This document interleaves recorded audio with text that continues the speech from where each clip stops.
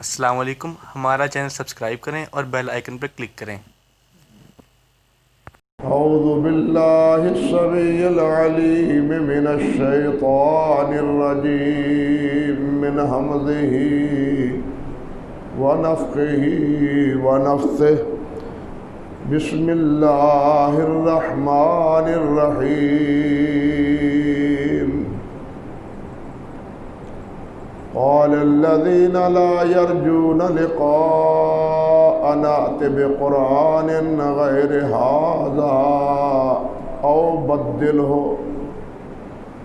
قل ما يكون لي أن أبدله من تلقاء نفسي إن أتبع إلا ما يوحى إلي إني أخاف إن عصيت ربي عذاب يوم عظيم قل لو شاء الله ما تلوته عليكم ولا أدراكم به فقد لبثت فيكم عمرا من قبله أفلا تعقلون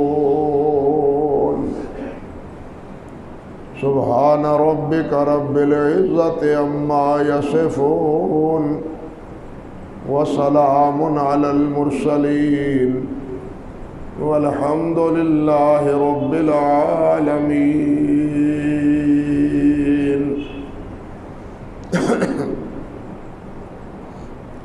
محترم و معزز سامعین کرام،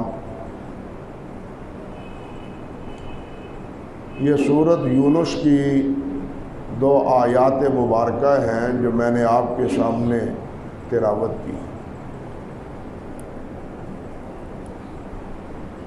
جن میں اللہ سبحانہ و تعالی نے کفار مکہ کے بارے میں یہ بات ارشاد فرمائی ہے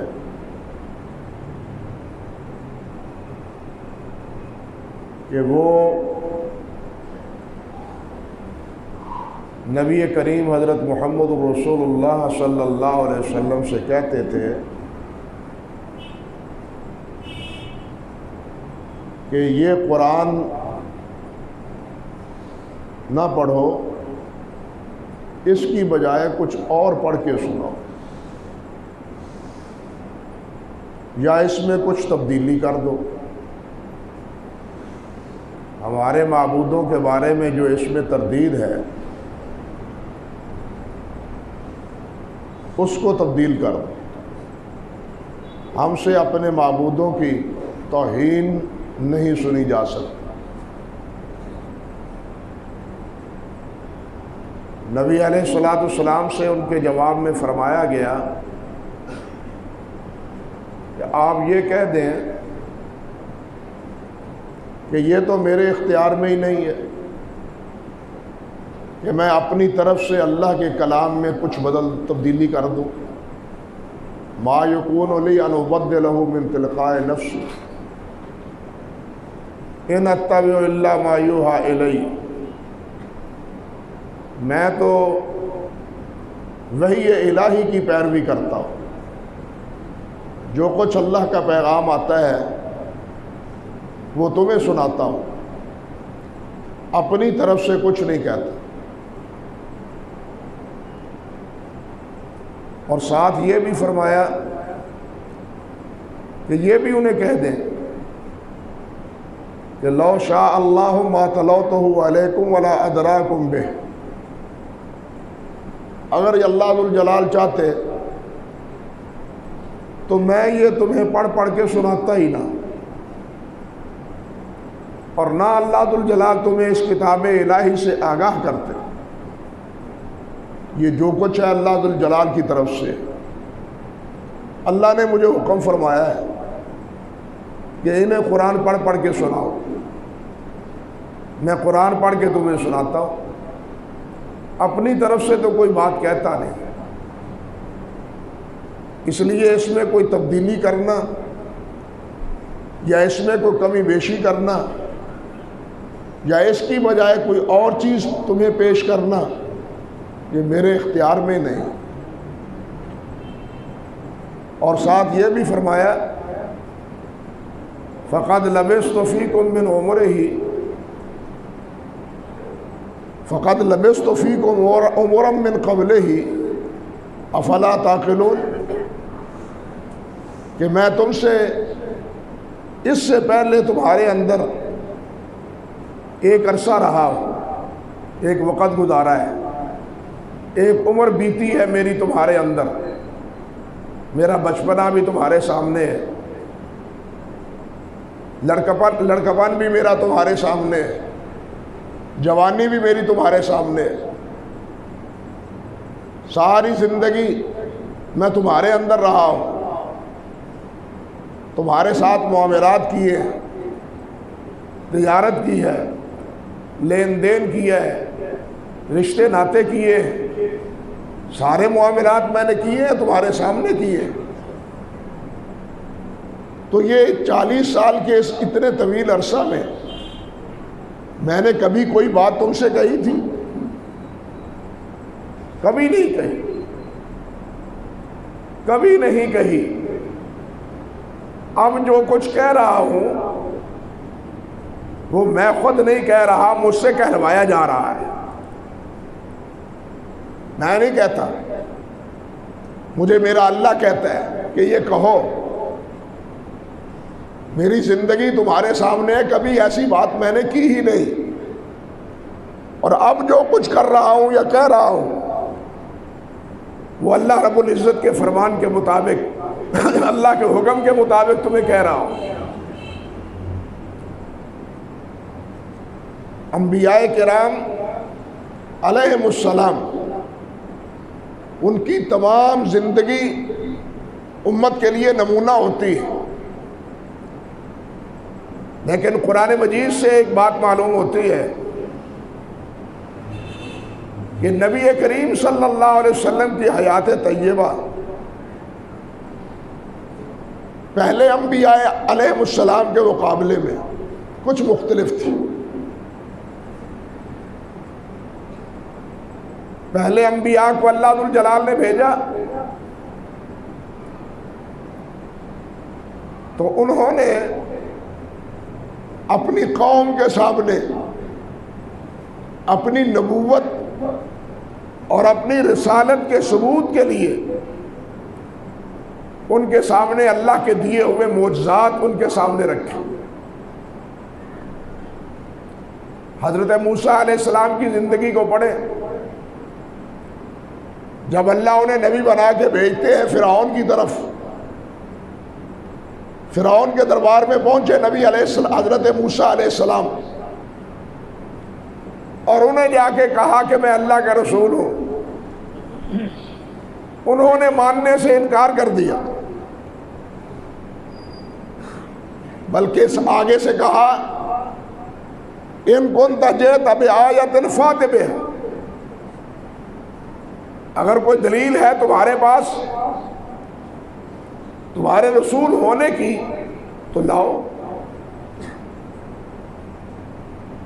فرماتے ہیں فَأَلْقَى عَصَاهُ فَإِذَا هِيَ ثُعْبَانٌ مُّبِينٌ وَنَزَعَ يَدَهُ فَإِذَا هِيَ بَيْضَاءُ لِلنَّاظِرِينَ۔ حضرت موسیٰ علیہ السلام نے اپنا عصا زمین پر ڈالا، بہت بڑا اژدہا بن گیا، اور بغل میں سے ہاتھ دبا کے ان کے سامنے کیا تو یہ ہاتھ روشنی دینے لگا، چمکنے لگا۔ انہوں نے نبوت کی دلیل مانگی ہے، انہوں نے ان کے سامنے یہ دو معجزات رکھے۔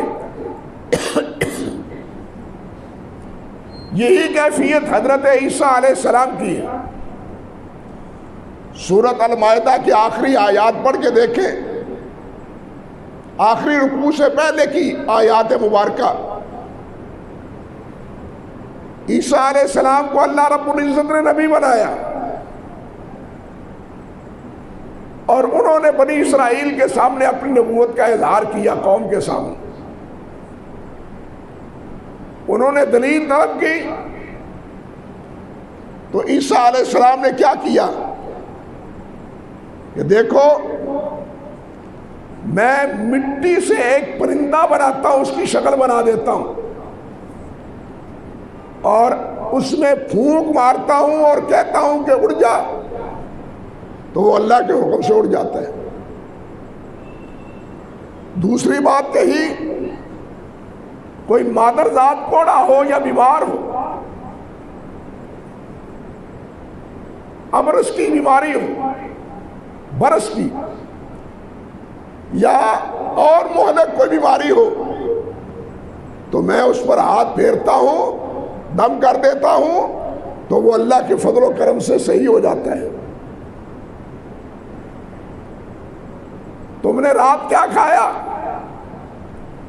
اور کیا اور کتنا بچا کے گھر رکھا، میں تمہیں یہ بھی بتلاتا ہوں۔ گویا انہوں نے ان آیات اور ان معجزات کو اپنی نبوت اور رسالت کے لیے بطور دلیل کے پیش کیے، لیکن نبی کریم صلی اللہ علیہ وسلم نے جس وقت سب سے پہلے صفا پہاڑی پہ کھڑے ہو کے قریش کو اور اہل مکہ کو اللہ کی وحدانیت کی طرف دعوت دی ہے، تو حضرت صلی اللہ علیہ وسلم نے کیا فرمایا؟ آپ نے فرمایا اگر میں کہوں کہ اس پہاڑ کے پیچھے ایک جری فوج ہے جو تم سے لڑنا اور بھیڑنا چاہتی ہے، تم کیا کہو گے؟ میری بات کو مانو گے؟ تسلیم کرو گے؟ سب کہنے لگے ہم مانیں گے، تسلیم کریں گے کہ پہاڑ کے پیچھے واقعی فوج ہے جو ہمارے سامنے لڑنے والی ہے۔ کیوں؟ کہ ہم نے کئی بار تجربہ کیا ہے تمہارا، ہر بار آپ کو سچا پایا ہے، کبھی آپ کو جھوٹا نہیں پایا۔ نبی علیہ السلام نے اپنی بات کہنے سے پہلے گویا اپنی زندگی کو ان کے سامنے پیش کیا ہے۔ یہاں بھی یہی بات ارشاد فرمائی ہے، فَقَدْ لَبِثْتُ فِيكُم مِّنْ عُمُرِهِ افلا تعقلون، میں ایک عمر تم میں رہا ہوں، تمہیں عقل نہیں آتی؟ میری زندگی کا ایک ایک وقت، ایک ایک لمحہ وہ تمہارے سامنے ہے، کیسا گزارا ہے میں نے، کیسا رہا ہوں تمہارے ساتھ۔ سب اعتراف کرتے ہیں کہ محمد صلی اللہ علیہ وسلم صادق ہے، امین ہے، پاک دامن ہے، شریف، یعنی آپ نے اپنی حیات طیبہ کو اپنی نبوت اور رسالت کے لیے پیش کیا ہے۔ اللہ اکبر کبیرہ۔ اسی طرح آپ دیکھیں کہ جس وقت نبی علیہ السلام نے سن 7 میں خطوط لکھے ہیں بادشاہوں کو، روم کو، ایران کو، حبشہ کو، یمن کو، اسی طرح بحرین کو، ان تمام علاقوں کے ارد گرد علاقے، وہاں کے بادشاہوں کے نام نبی علیہ السلام نے خطوط لکھے۔ ایک خط جب روم کے بادشاہ کے پاس شام پہنچا، اس نے اتفاق کیا کہ اس وقت ایک قافلہ مکہ مکرمہ سے تجارت کی غرض سے وہاں پہنچا ہوا تھا، جس کی سیادت اور قیادت اس وقت ابو سفیان کر رہے تھے، ابھی وہ مسلمان نہ تھے۔ صحیح بخاری کی یہ روایت ہے۔ اور جب وہ خط روم کے بادشاہ نے پڑھا، ہرقل نے، تو اس نے پوچھا اپنے درباریوں سے، بتلاؤ کیا بازار میں کوئی قافلہ مکہ سے آیا ہے، عرب سے آیا ہے، کوئی افراد آئے ہیں وہاں سے؟ انہوں نے جائزہ لیا، ڈھونڈا، تلاش کر کے بتلایا جی ہاں عرب سے ایک قافلہ آیا ہوا ہے تجارت کی غرض سے۔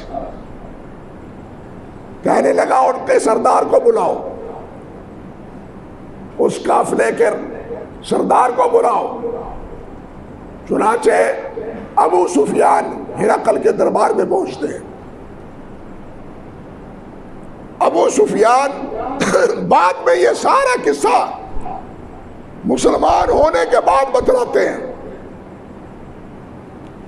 اور وہ صحیح بخاری میں درج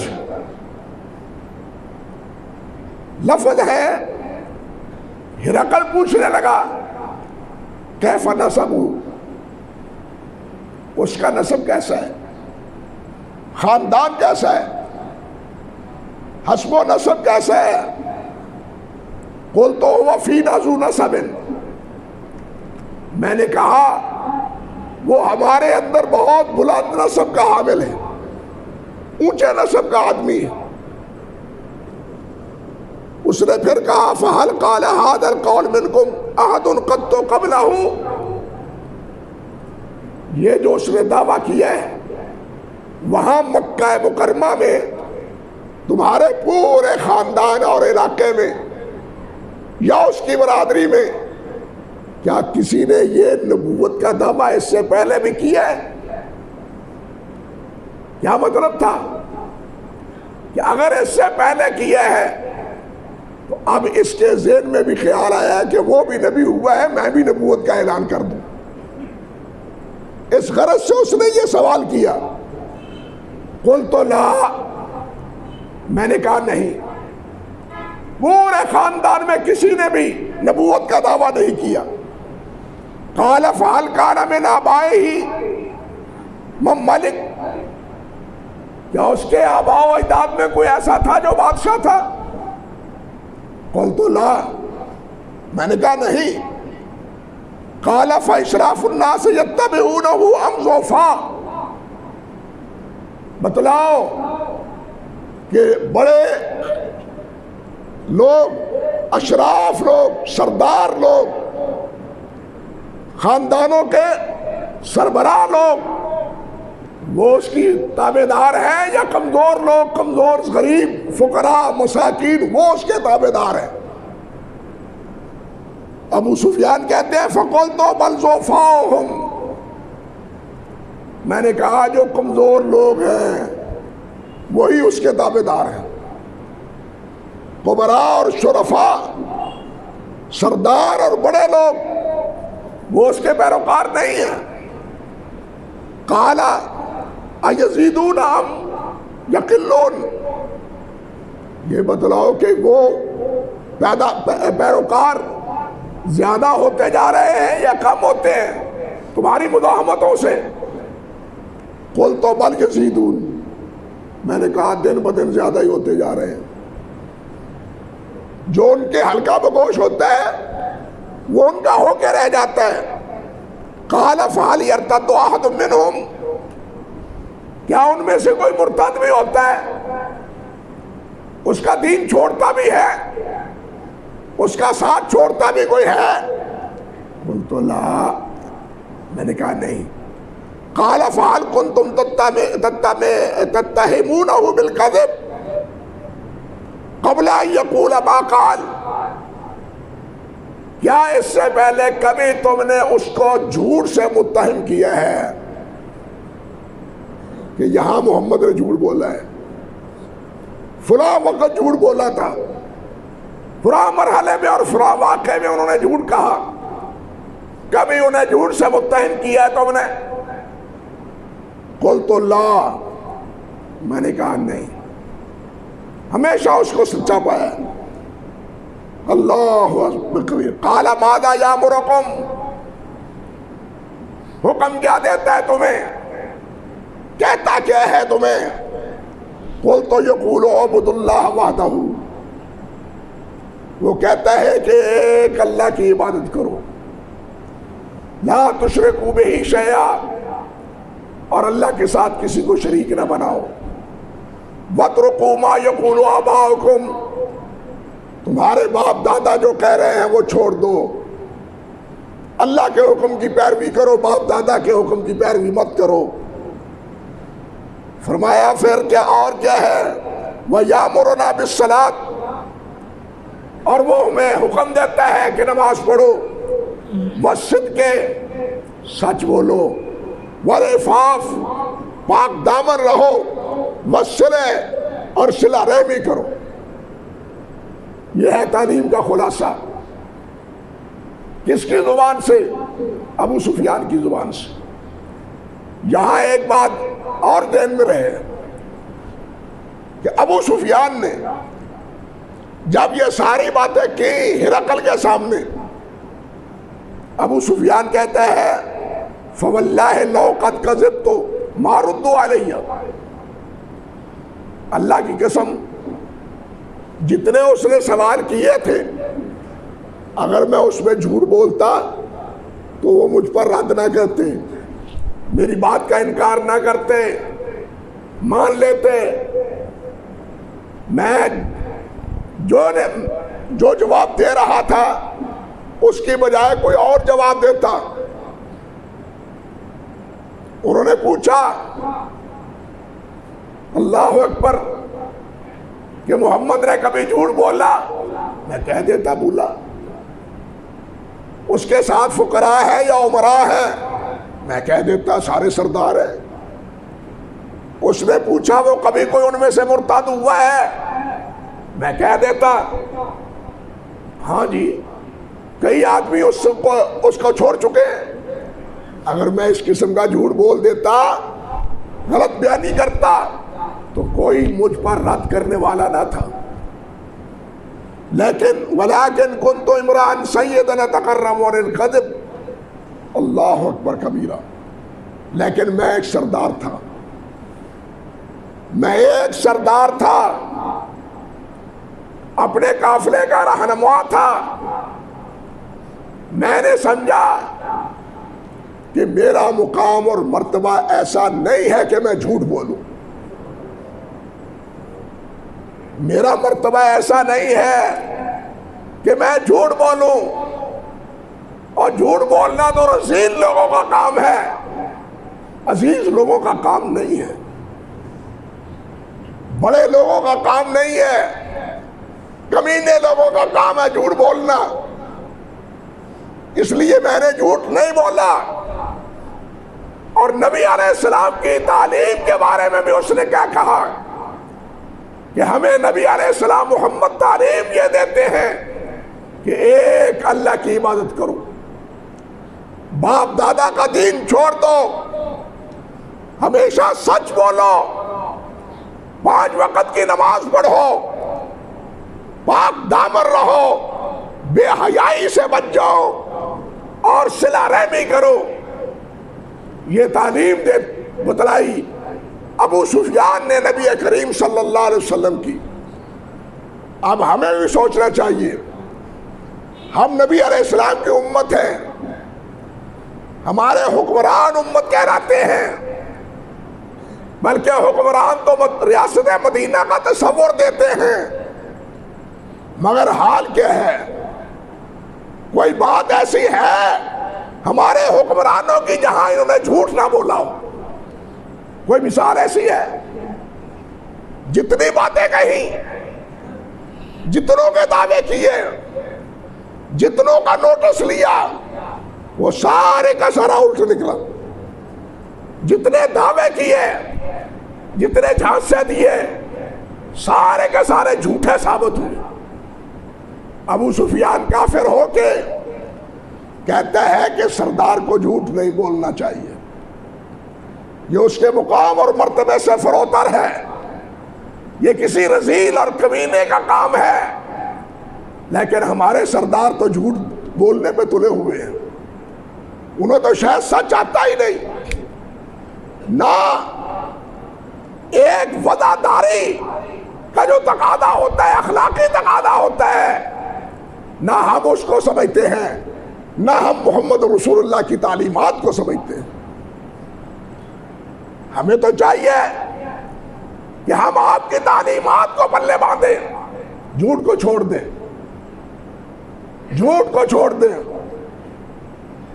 اللہ نے فرمایا یا ایھا الذین آمنوا اتقوا اللہ وکونوا مع الصادقین، ایمان والو اللہ سے ڈرو، سچوں کا ساتھ دو، جھوٹ چھوڑ دو، سچوں کا ساتھ دو، جھوٹوں کا ساتھ نہ دو۔ لیکن ہمارا تو سارا کاروبار چل ہی جھوٹ پر رہا ہے۔ انا للہ و انا الیہ راجعون۔ تو خیر عرض کرنے کا مقصد یہ تھا کہ ابو سفیان بھی اس بات کو تسلیم کرتا ہے کہ نبی کریم صلی اللہ علیہ وسلم نے کبھی جھوٹ نہیں بولا، کبھی غلط بات نہیں کہی، کبھی غیر مناسب بات نہیں کہی، اور وہ ہمارے اندر ایک عالی نسب کا فرد شمار کیا جاتا ہے۔ اللہ اکبر کبیرہ۔ اسی طرح اس کی ایک مثال اور دیکھیے کہ نجاشی کے پاس جب خط پہنچا، نجاشی نے بھی بلایا کہ یہ خط آیا ہے مدینے سے، وہاں عرب سے کوئی آنے والا قافلہ یہاں پہنچا ہے۔ وہاں صحابہ کرام ابھی ٹھہرے ہوئے تھے، وہ جو مکہ مکرمہ سے ہجرت کر کے حبشہ پہنچے ہوئے تھے، اور ان کی نمائندگی کر رہے تھے حضرت جعفر طیار رضی اللہ تعالیٰ عنہ، جو حضرت علی رضی اللہ تعالیٰ عنہ کے بھائی تھے۔ حضرت جعفر ان کے نمائندہ تھے۔ اس قافلے کے ان مہاجرین کے نجاشی نے بلایا، قصہ مختصر بات ہوئی تو حضرت جعفر نے کیا کہا؟ فرماتے ہیں باعث اللہ فینا رسولا، اللہ نے ہمارے اندر رسول بھیجا، ہم رسالت سے ناآشنا تھے، ہمارے آباء و اجداد میں کوئی نبی نہیں آیا، یہ رسول بنا کے اللہ ذوالجلال نے انہیں مبعوث فرمایا ہے۔ نعرف صدقہ، الفاظ سوچئے، نعرف صدقہ ونسبہ وامانتہ، ہم اس کی سچائی کی بھی جانتے ہیں، ہم ان کا حسب و نسب بھی جانتے ہیں، اور ہم اس کی امانت و دیانت سے بھی آگاہ ہیں۔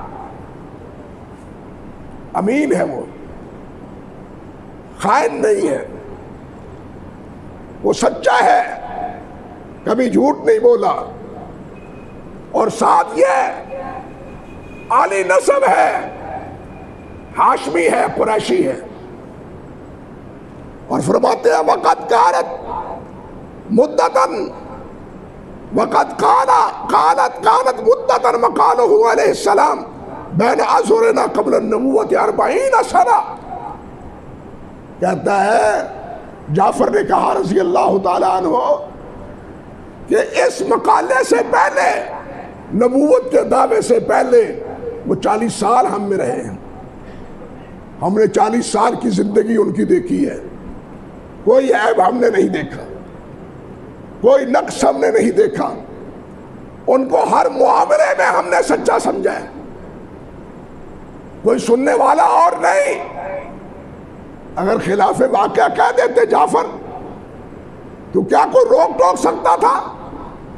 جس طرح ابو سفیان کو روکنے ٹوکنے والا نہیں تھا، لیکن حقیقت کو انہوں نے بیان کیا، اور وہ حقیقت واقعی کیا تھی کہ نبی علیہ السلام کا عمل و کردار ایسا ہے کہ جس پر کبھی بھی انگشت نمائی نہیں ہو سکتی، اس پر انگلی نہیں رکھی جا سکتی۔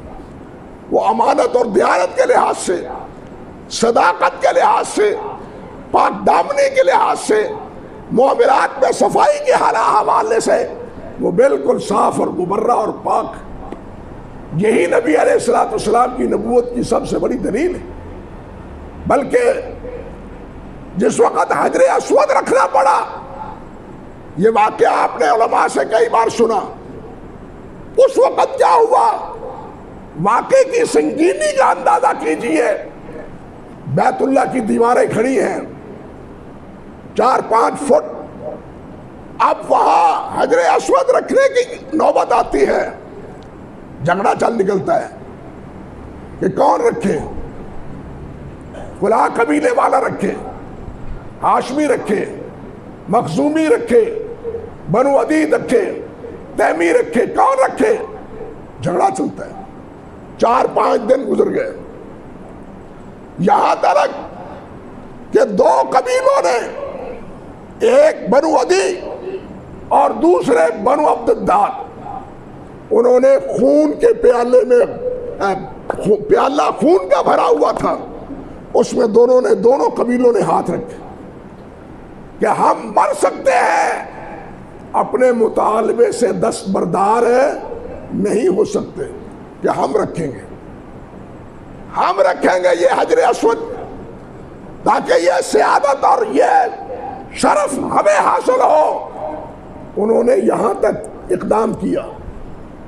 اب کسی نے بتلایا, کہا عقل کے اندو کیوں جھگڑتے ہو آپس میں, کوئی عقل مندوں کا فیصلہ کر لو. فیصلہ کیا کرو؟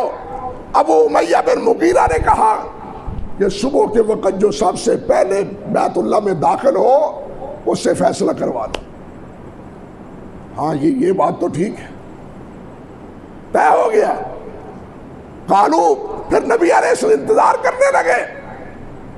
دار الندوہ میں بیٹھ کے انتظار ہو رہا ہے کہ صبح کے وقت کون آتا ہے بیت اللہ میں.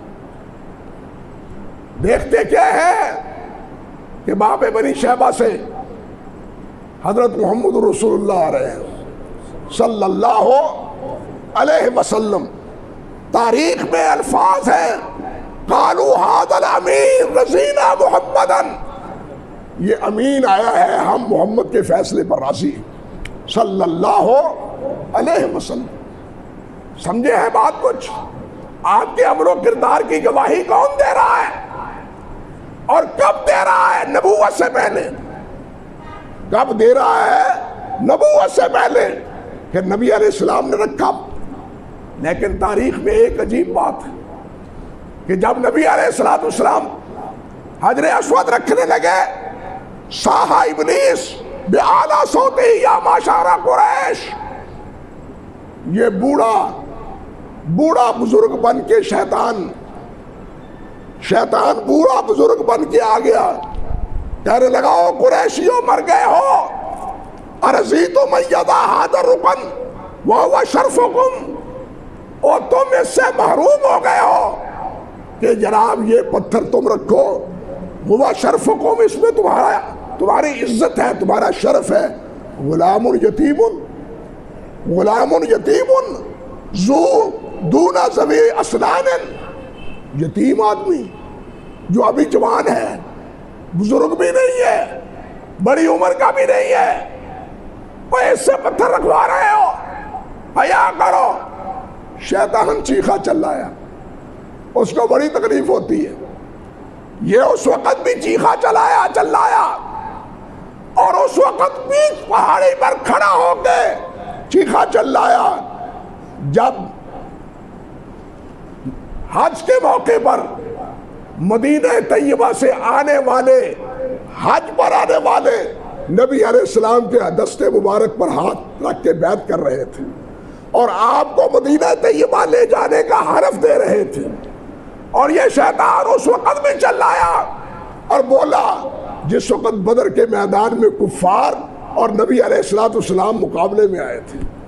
شیطان موقع بموقع آ کے اس قسم کا کردار ادا کرتا رہا, لیکن مکے والوں نے پھر بھی فیصلہ کس سے کروایا؟ حضرت محمد رسول اللہ سے. کس بنا پر؟ آپ کے اخلاق اور آپ کے کردار کو دیکھ. اس حوالے سے اور بھی بہت سی باتیں ہیں. عرض کرنے کا مقصد یہ تھا, یہ ہمارے لیے اسوہ ہے, آپ کی حیات طیبہ نمونہ ہے. اب ہمیں بھی اس نمونے کو اپنانا چاہیے, صدق و صفائی کا اہتمام کرنا چاہیے, امانت و دیانت کا لحاظ رکھنا چاہیے, حیا اور شرمداری اس کا لحاظ رکھنا چاہیے، اور صلہ رحمی اس کو پلے باندھنا چاہیے، جو نبی علیہ السلام کی تعلیمات کا کیا ہے، خلاصہ ہے۔ اللہ ذوالجلال ہمیں اس کی توفیق عطا فرمائے۔ وآخر دعوانا ان الحمدللہ رب العالمین۔